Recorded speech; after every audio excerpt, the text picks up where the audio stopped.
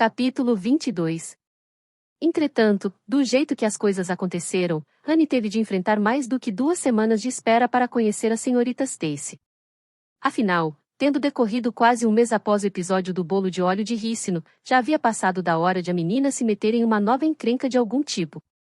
É claro que os pequenos erros, como derramar distraidamente um balde cheio de leite azedo em uma cesta cheia de novelos de lã na despensa, em vez de dá-lo aos porcos no chiqueiro, ou andar na borda da ponte de troncos, durante os devaneios de sua imaginação, e cair no riacho, não estão sendo levados em conta aqui. Uma semana depois do chá na casa paroquial, Diana Belry deu uma festa. Pequena e para poucos convidados, Anne garantiu a Marilla. Só as meninas de nossa classe.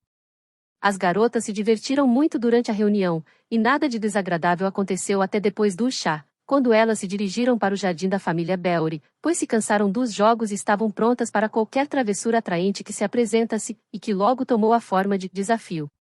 Naqueles dias, o desafio era o entretenimento que estava na moda entre os jovens de Avonlea. Tinha começado a ficar popular entre os meninos, mas em pouco tempo conquistou as meninas também. E todas as bobagens realizadas em Avonlea naquele verão porque seus executores eram desafiados a fazê-las encheriam um livro inteiro. Primeiro, Carrie Sloane desafiou Ruby Gillis a subir até certa altura do velho e enorme salgueiro que havia diante da porta da frente da casa, o que Ruby Gillis, apesar do medo mortal das lagartas verdes e gordas que, diziam, infestavam aquela árvore e, também, do pavor do que sua mãe faria se ela rasgasse o vestido novo de musselina, e fez agivelmente, derrotando, portanto, a já mencionada Carrie Sloane. Em seguida, Josie P. desafiou Jane Andrews a dar a volta na casa pulando com a perna esquerda, sem parar nem colocar o pé direito no chão nenhuma vez, o que Jane Andrews corajosamente tentou fazer, mas desistiu na terceira curva e teve de admitir sua derrota. Por achar que o triunfo de Josie foi mais comemorado do que a boa educação permitia, Anne Shirley a desafiou a caminhar ao longo do topo da cerca que delimitava o lado leste do jardim. Ora, caminhar ao longo do topo de cercas é um ato que requer mais estabilidade e equilíbrio, tanto da cabeça quanto do calcanhar, do que pode supor alguém que nunca tentou fazer isso. Josie P., embora pudesse não possuir algumas qualidades que contribuem para a popularidade de uma pessoa, tinha um dom natural, inato e devidamente cultivado, para andar sobre o topo de cercas.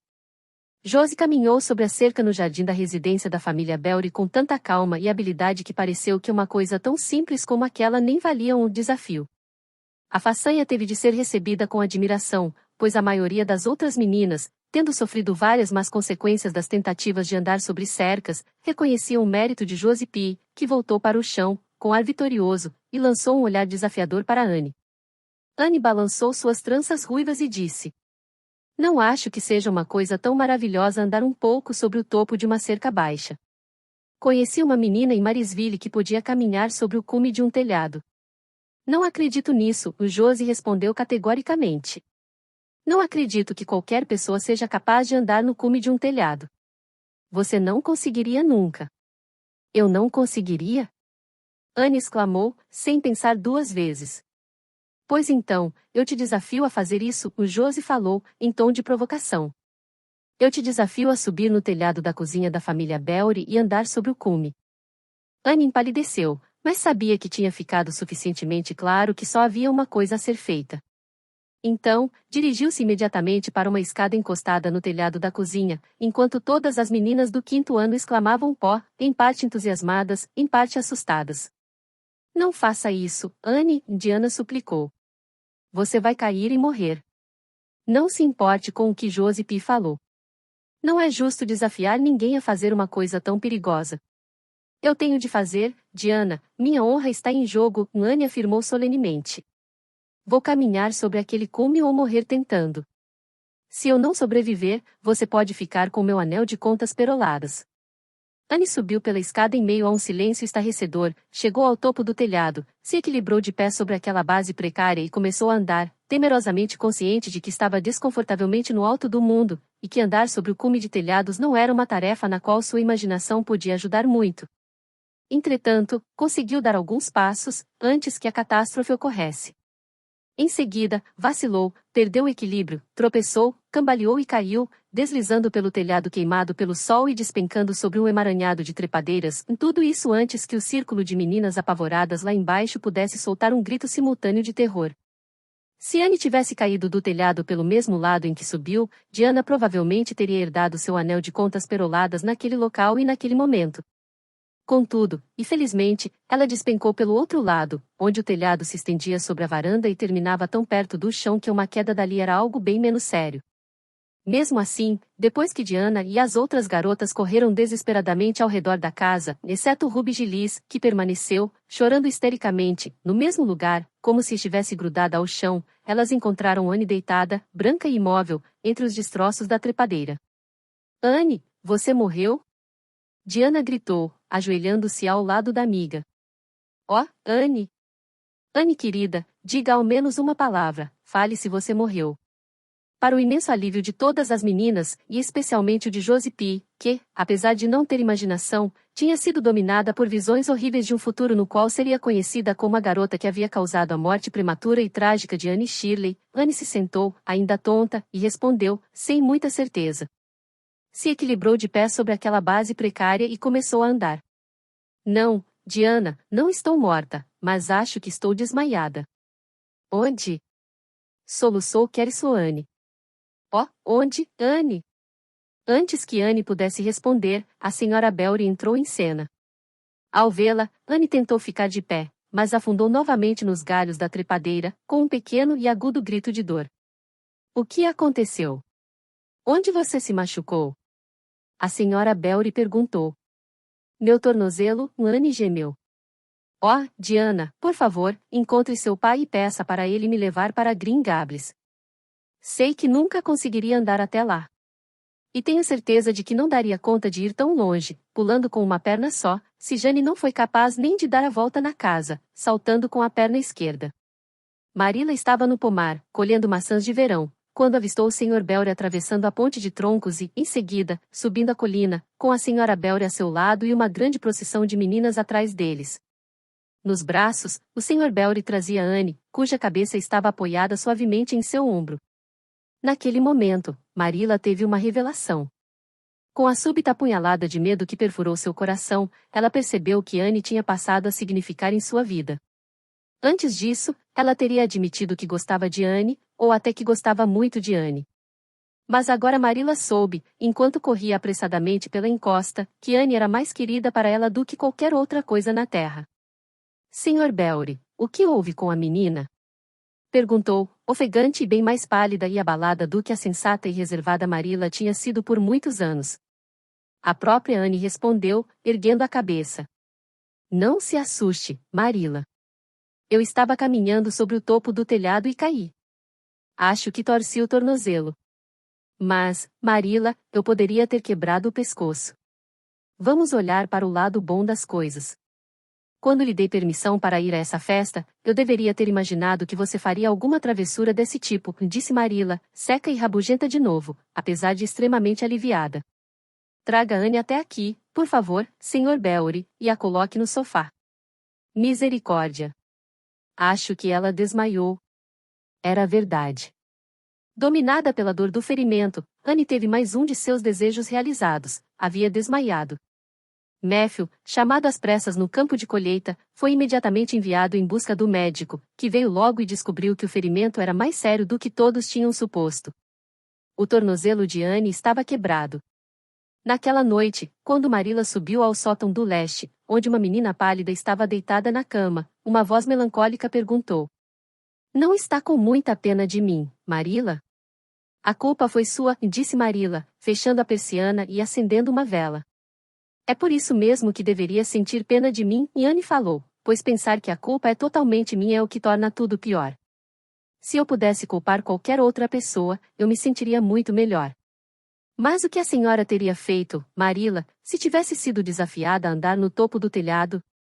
Teria ficado no chão firme e seguro, e elas que fossem fazer desafios longe de mim. Que absurdo! Anne suspirou. Você é forte e independente, Marilla. Eu não sou. Na hora, só senti que não poderia suportar o desdém de Josie P. Ela teria zombado de mim pelo resto da vida. E acho que já fui tão castigada que a senhora não precisa ficar muito zangada comigo. Afinal, não é nada bom desmaiar. E o médico me fez sentir muita dor quando colocou meu tornozelo na posição certa. Não vou poder andar por 6 ou 7 semanas, e vou perder muitas aulas com a nova professora. Quando eu puder voltar para a escola, ela já não vai mais ser novidade. E Gil, e todo mundo da classe vai estar mais adiantado do que eu. Oh, sou uma pobre mortal aflita. Mas vou tentar suportar tudo bravamente, se a senhora não ficar zangada comigo, Marila. Está bem, não estou zangada, disse Marila. Você é uma criança sem sorte, não há dúvidas quanto a isso. E, como você mesma disse, vai sofrer sua punição. Agora, tome, tente comer um pouco do jantar. Oh, Marila, mas não é uma sorte eu ter tanta imaginação? Anne argumentou. Ela vai me ajudar esplendidamente a enfrentar tudo isso, espero. O que as pessoas sem imaginação fazem quando quebram seus ossos? A senhora sabe, Marila?